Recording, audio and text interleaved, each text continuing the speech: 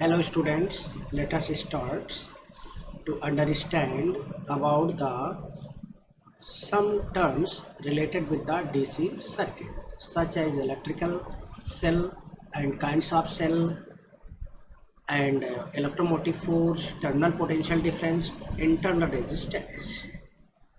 तो सबसे पहले हम लोग इलेक्ट्रिक सेल के बारे में डिस्कशन कर लेते हैं। What is electric cell?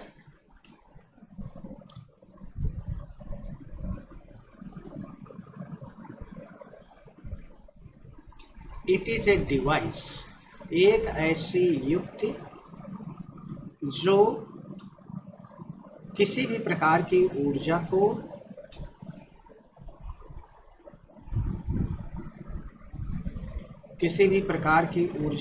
वैद्युत ऊर्जा में परिवर्तित करती है। A device which converts any type of energy into electrical energy, अर्थात एक ऐसी युक्ति जो किसी भी प्रकार की ऊर्जा को वैद्युत ऊर्जा में परिवर्तित करती है। विद्युत सेल कई प्रकार की होती हैं, उनमें से नंबर 1 है इलेक्ट्रो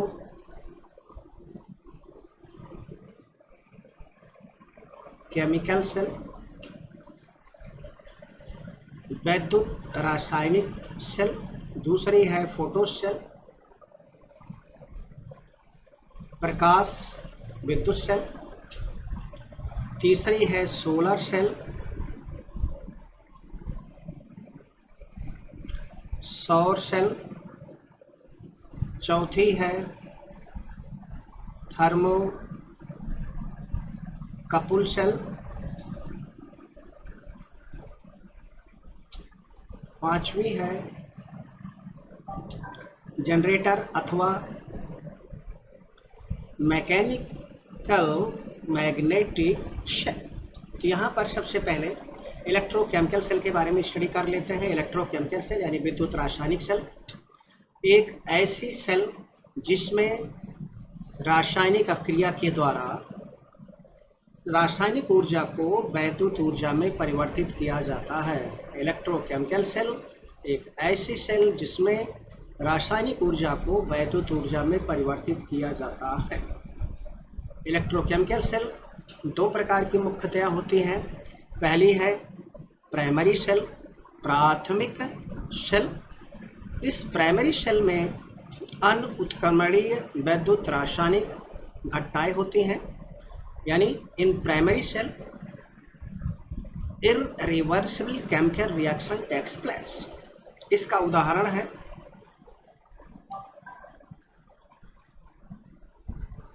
ड्राई सेल, शुष्क सेल,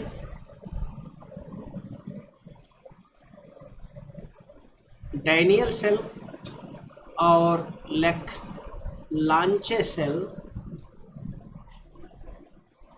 तो यहाँ पर देख रहे हैं शुष्क cell, dry cell, Daniell cell और ड्राई सेल, ये प्राइमरी सेल की उदाहरण है।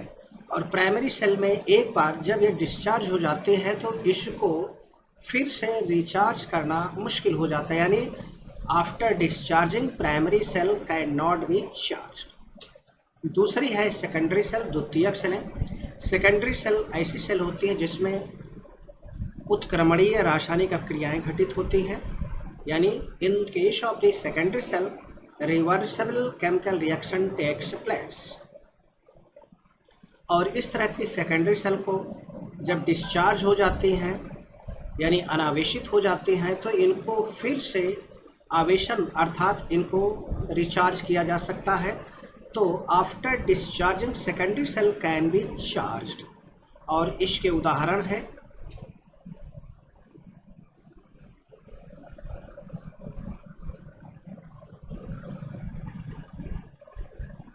लेड एक्यूमुलेटर,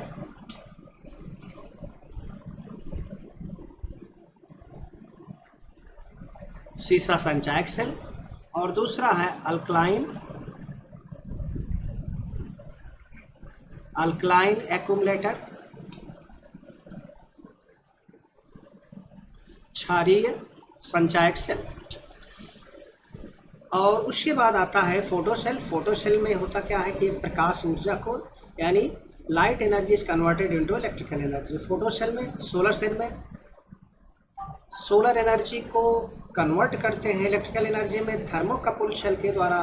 थर्मल एनर्जी को यानी ऊष्मीय ऊर्जा को वैद्युत ऊर्जा में परिवर्तित करते हैं जनरेटर के द्वारा, या मैकेनिकल मैग्नेटिक सेल को द्वारा या जनरेटर के द्वारा कन्वर्ट किया जाता है यांत्रिक ऊर्जा को वैद्युत ऊर्जा में। उसके बाद आता है इस सेल से related important terms, electromotive force, विद्युत वाहक बल। नाम से लग रहा है कि जैसे कोई बल है, लेकिन इस भ्रम को हटा लीजिए, कोई बल नहीं होता है।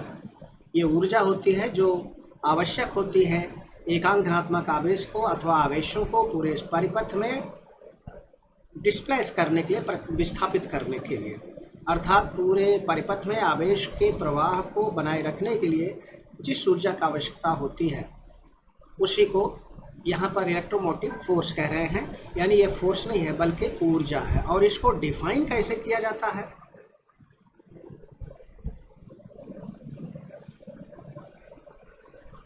सेल के द्वारा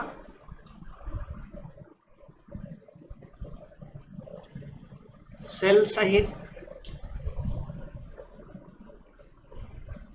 संपूर्ण परिपथ में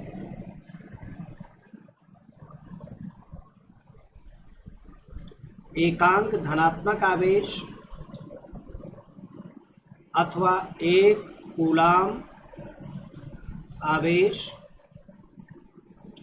को संपूर्ण परिपथ में सेल के द्वारा ले जाने में जो कार्य किया जाता है उसको सेल का विद्युत वाहक बल कहते हैं।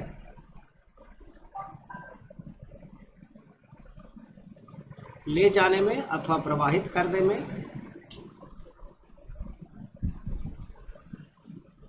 कृत कार्य को सेल का विद्युत वाहक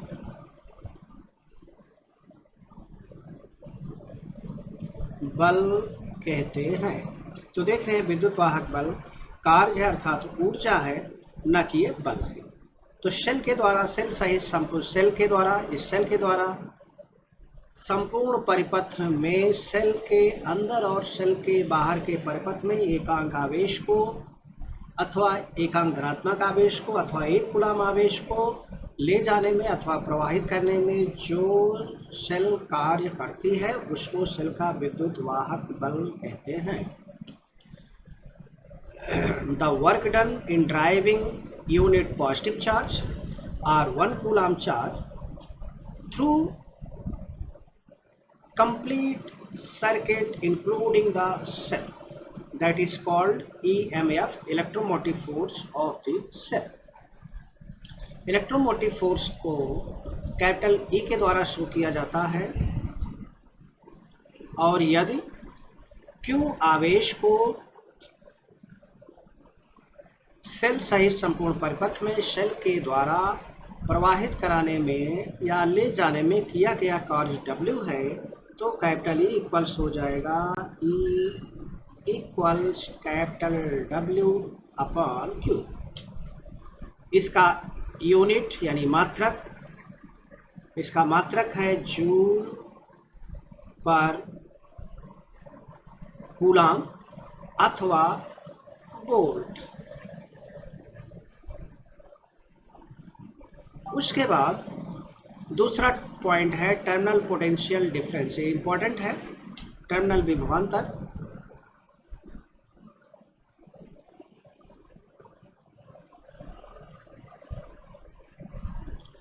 यहाँ पर देख रहे हैं सेल के दो टर्मिनल है, एक पॉजिटिव है दूसरा नेगेटिव है। एकांक धनात्मक आवेश को सेल के बाहर के परिपथ में किसी एक टर्मिनल से दूसरे टर्मिनल तक ले जाने में सेल के द्वारा जो कार्य किया जाता है उसे सेल का टर्मिनल विभवांतर कहते हैं। यानी मान लीजिए हम क्यू आवेश को यहाँ से ले करके चलते हैं और यहाँ पर आते हैं, अर्थात इसके धनात्मक टर्मिनल से बाह्य परिपथ से होते हुए ऋणात्मक टर्मिनल पर पहुँचते हैं, लेकिन सेल के अंदर नहीं जाते हैं। तो इस तरह से सेल के किसी एक टर्मिनल से दूसरे टर्मिनल तक बाह्य परिपथ के द्वारा या बाह्य परिपथ में एकांक धनात्मक आवेश को ले जाने में किया गया कार्य को सेल का टर्मिनल विभवांतर कहते हैं। तीसरा है इंटरनल रेजिस्टेंस। हाँ, टर्मिनल विभवांतर को कैपिटल V के द्वारा शो करते हैं। ये हो गया कैपिटल V इसका सिंबल। और तीसरा पॉइंट है internal resistance. Internal resistance cell में वैद्युत अपघट्य होता है और जब धारा प्रवाहित होती है अथवा आवेश का प्रवाह होता है तो आवेश के प्रवाह में अथवा धारा के प्रवाह में जो अवरोध सेल के अंदर उसके वैद्युत अपघट्य के द्वारा आरोपित किया जाता है उसको सेल का आंतरिक प्रतिरोध कहते हैं, अर्थात hindrance offered inside the cell by the electrolyte that is called the internal resistance of the cell. Means the hindrance offered by the electrolyte within the cell to the flow of the current that is called internal resistance of the cell. In case of the terminal potential difference in driving unit positive charge from one terminal to the other terminal of the cell through the external circuit, that is called terminal potential difference.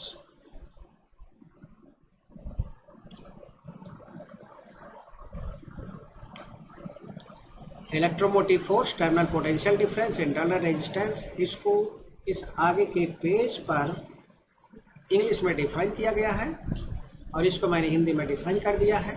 आप यहाँ से help ले सकते हैं। Okay, thanks for watching the